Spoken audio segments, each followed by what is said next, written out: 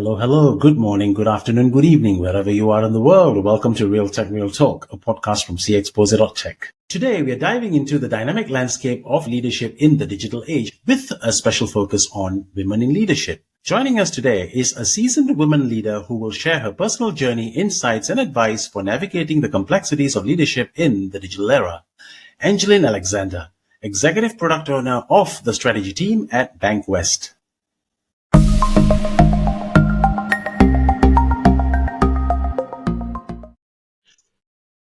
All right, Angeline, welcome to the show. Thank you. Thanks for having me. I understand that your professional career started in Singapore, then it went to New Zealand, and then eventually it went to Australia. That seems like quite the journey. So maybe you could tell us a little bit about it. Yeah, that's right. So I born and educated in Singapore. And then there came a point in time where when we had our young family and we wanted to have a bit of a change in lifestyle. So we moved to New Zealand and we lived and worked there for 10 years. And opportunities brought us then, back to Singapore again. And this time round, as it is with, a typical corporate sort of career, my role was made redundant. And so when I was, And so when I was looking at opportunities again, this time, when I was in Singapore and looking at opportunities, that there was one that came up that really, sort of got me quite excited. So, and then that led me to Australia. So that's the short story of my long career. But what was the adjustment like? I mean, lifestyle adjustment like, you're in Singapore, then you move to New Zealand. I'm sure it's a lot, very different. And, New Zealand and Australia may have its own differences in terms of way of life and stuff. So how was the adjustment like? Yeah, that's a very good question. I mean, the life is obviously different in either New Zealand or Australia, but I'll spend some time talking about New Zealand because my kids were really quite young at that point in time. And then you have to rely on each other because, you don't have helpers there and we didn't have family there. So, there was a lot of, I would say growing up that I had to do. While living away from Singapore, I definitely learned to cook a whole lot more because eating out is really Vital expensive. skills. Eating out is expensive, and then you crave the local food and your little local favorites, and then you try and experiment and cook it yourself. Yeah. But I think for me, what I also learned, so that's more of like the life piece. But I think in the work piece, I learned really early on, and this was the early 2000s when I moved to New Zealand. And I remember being quite surprised when one of my colleagues had a job sharing role. And I never come across that before, and there were two of them, they're mums. And because of child caring arrangements, they couldn't do a full-time job. And so one of them, so the same job, but done by two people. Okay. And so one did 2 days, one did 3 days, and they made sure that, obviously they needed to have a very good way or good method of handing over, what was needed to be done, right? So that to me was, wow, one job done by two people, and that to me was probably the start of that whole idea around work flexibility and how companies were starting to, I guess, early days adapt to, how employees needed to have work sort of incorporated into, what their family arrangements are. So that to me was quite an interesting learning. The other one for me was also working in a different country, in a different culture, lends itself different challenges as well. And so you don't realize how much of a particular mindset that you bring into the job. Because if growing up in Singapore and being educated in Singapore, everyone kind of like works accordingly to that same sort of rhythm, and you have sort of that same thinking. And once you're sort of, I guess, plopped into a different culture, you then start to realize how certain mindsets that you have and certain ways of working is actually quite different from other people. And especially if you work and most of us work in teams where it's cross-functional, Well, I mean, you start to tap into different knowledge. Yeah, a different knowledge. Yeah. interesting because, some people do struggle to adapt, when they change environment. Some people, the adults are okay, but the kids struggle to adapt. So there's always been instances like that, but it's good that, things worked out wonderfully well for you. There were good times and bad times, but you just roll with it, right? Great. Yeah, like you said, just roll with it, All right. So today we will dive into a conversation about something that's incredibly relevant to so many of our listeners, leadership in the digital age, especially from a woman's perspective. Looking at your journey and the insights you've gained along the way, I think this will probably be an interesting conversation. I'm confident about that. So, I like to start with the word whirlwind, right? I mean, I think that's a good way to describe the digital age as new technologies and trends, they are continuously emerging. And it requires a constant balancing act between long-term vision and the ability to respond to rapidly changing circumstances. So in your experience, how do you think balancing visionary thinking with the need for strategic agility works? I mean, or maybe an example or two when you had to, adapt to, certain when you face certain obstacles and had to adapt, to overcome these obstacles would be really good.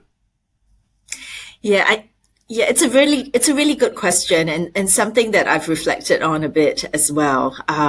Especially since moving into sort of a work environment that's very agile driven. And I think, the classic line, right? If you fail to plan, right, then you plan to fail, Exactly. right?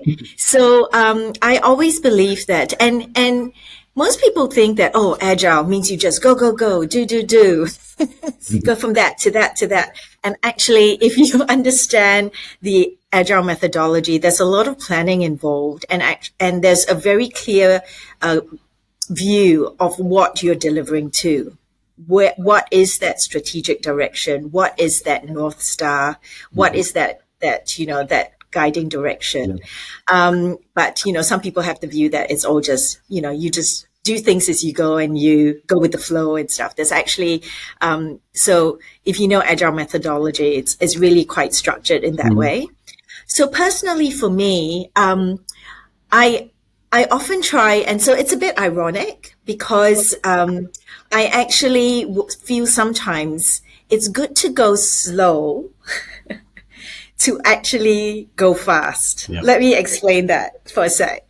Okay. So I have found in my own personal experience that when I take time out of what I call the manic dance floor, where you're fighting fires and you're, managing stakeholders, doing reports, the manic dance floor, but you step out onto the balcony and have a bit of a wider lens, a helicopter view of what I'm doing, at least.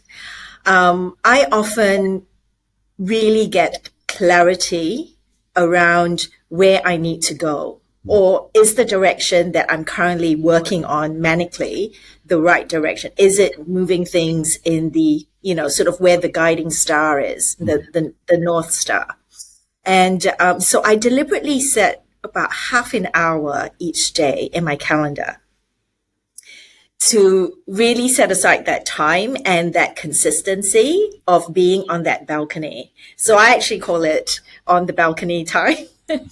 And I'm really quite protective of that time because it allows me that micro pause in the day as I'm busy running around getting things done to actually pause a bit and just have that bit of a reset and a bit of a different wide lens view. And I found that for me, at least, taking that pause and slowing down actually helps me to go fast after that because I know exactly the direction I'm heading to and it's the right direction. I'm not meandering. So that that's how I try and manage the whole, sort of strategic long-term vision with the day-to-day, responsibilities of what we need to deliver. Okay. Yeah. It's an interesting philosophy. Okay. I think, there's something to learn from actually. There's been a lot of research that actually shows that, gender diverse leadership teams lead to better decision making and innovation. In fact, I came across some here. I mean, there's one McKinsey study that actually mentions that it actually revealed that companies with representation of women exceeding 30% are significantly more likely to financially outperform those with 30% or fewer. And there's also a Harvard Business Review article, which is based on a research that says, women in leadership positions and boardrooms improve corporate governance, which leads to better decision making. So the question here is, in your opinion, as a woman in a leadership position, what unique strengths do women bring to leadership roles in the digital age? And how do these strengths contribute to driving innovation and positive change within organizations? Well, firstly, I think it's great that there's now so much research and I guess acknowledgement and recognition of the whole dynamics around having diverse leaderships, right? Whether it's executive leaderships, board leaderships, or even just cross-functional teams and that diversity of thought. And I think it's a fantastic time, really, to be a woman in this digital age and this time. I would like to say, look, there are some obviously strengths, I believe, that that women do bring into the equation. However, and I'm going to share what those strengths are in a bit, but I also believe that actually these strengths are quite gender agnostic. Okay. And I have worked with, male and female leaders who have exhibited these traits and these strengths. Okay. And, but, I think there's a certain view that maybe women tend to have more of these traits. So, for example, the traits that I'm referring to are, empathy, the ability to communicate well, and obviously seeking collaboration and teamwork in getting things done. But I have had the opportunity to work with leaders, both male and female, who, because they had these strengths, were very effective in driving innovation, right? And driving high performing teams. So I do think, maybe because of how, how as little girls, we are nurtured, through childhood onwards. I do believe that communication is a key strength of ours. I think also the societal expectations of us doing multiple roles, as a wife, a mother, an employee, as a daughter, as all the different roles that we play. I think that whole ability to multitask, actually get things done, is probably something that I do see in many of my female friends. But again, by no means, not saying that men don't have those skills. It's just that, I think it just probably tends to be more prevalent, maybe, with the multitasking is different, of course, at work and at home. But having multitasked means that you probably built the will to do it. You probably built the strength of mind, the strength of character to do it. Yeah, I guess, and I guess we had some good training from from a young age, I guess. Yeah. And you know how it is with the 10,000 hours, right? So you have that mastery by the time you get to a certain point in your life, and you sort of like, oh yeah, that's something that's it's a skill and a trait that I have. But I want to focus on communication and empathy primarily around, to your question, around innovation and high performance. And I think especially in the digital age, I think communication is somewhat underrated as a trait generally. I think most people think if I can talk, I speak English. You understand what I'm saying. I can write, I can send an email that, I'm okay with communication. And I've had the experience of working with really good, with leaders with very good communication skills and styles.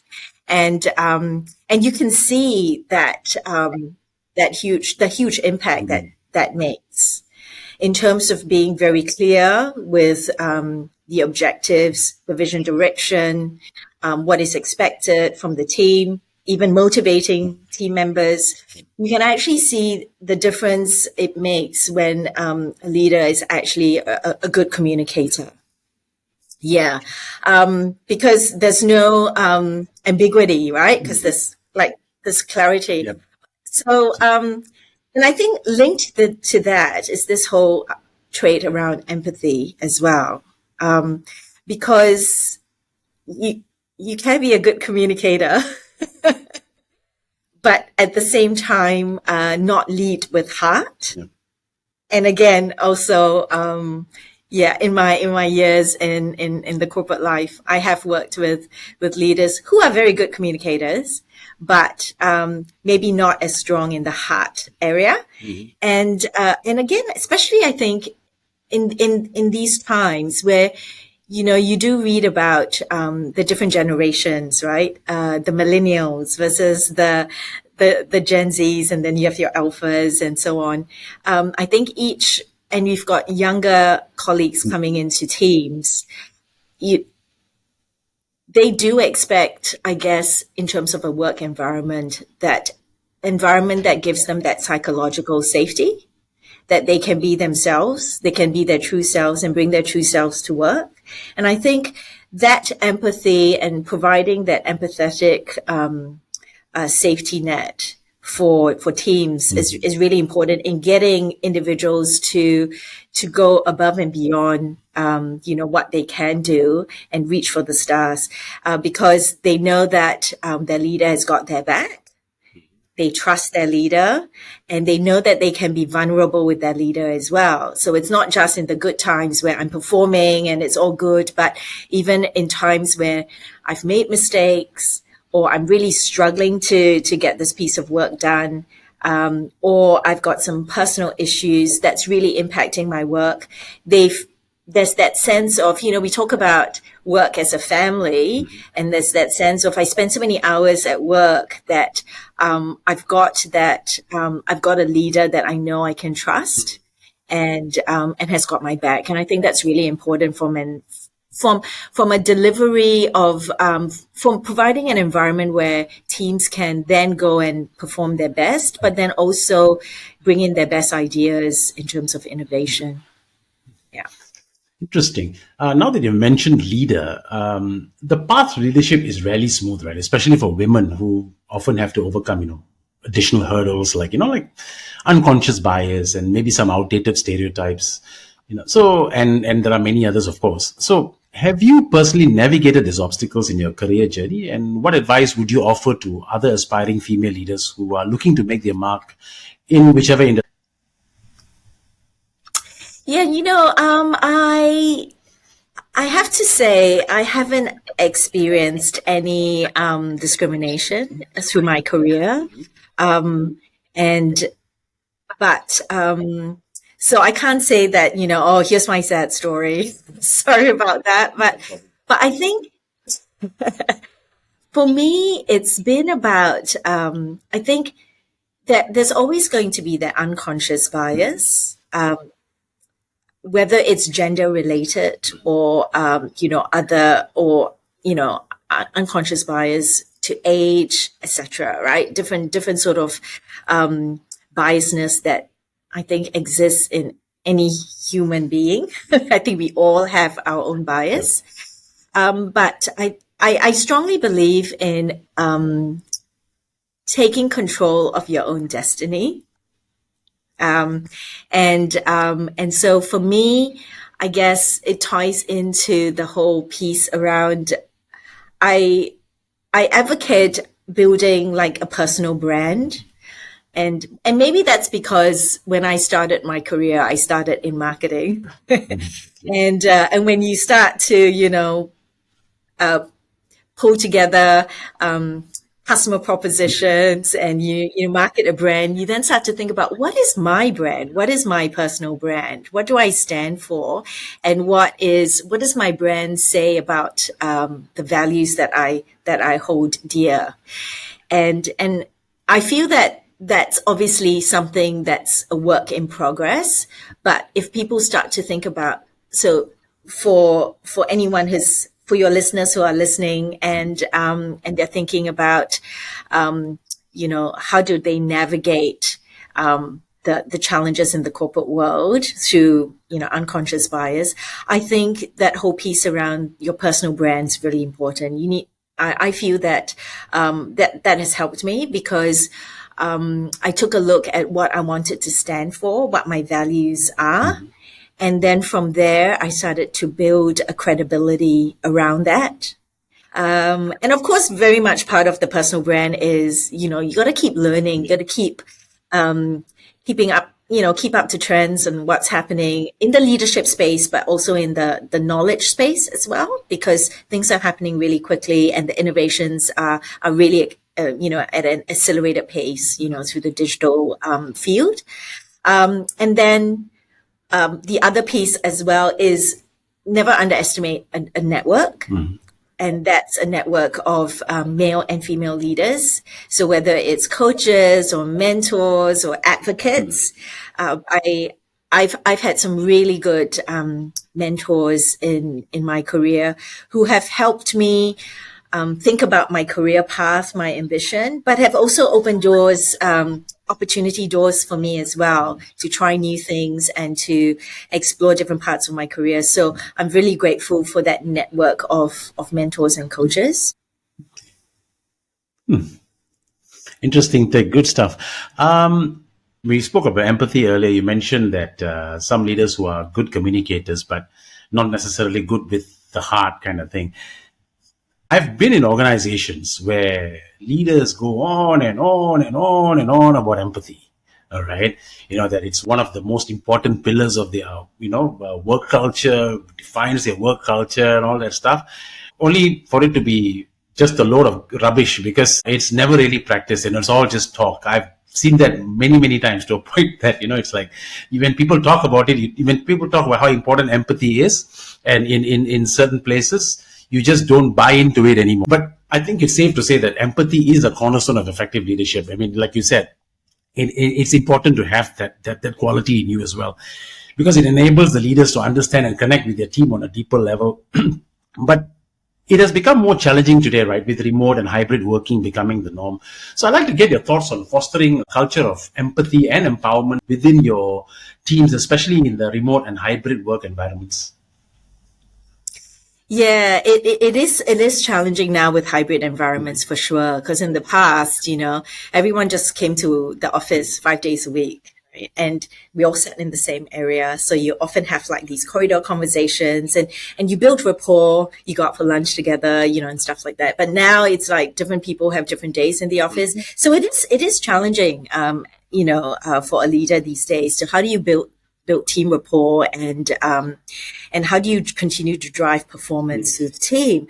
I have used a few things. Like for me, again, it comes down to some basics. Like open communication is still very important to me, and I try to set up one-on-ones. One-on-ones are very important for me because it allows me to then have that focused time with the individual, but also to sense check how the individual is doing. And that could be, and I try to, make it a point to, if possible, face to face, that would be ideal.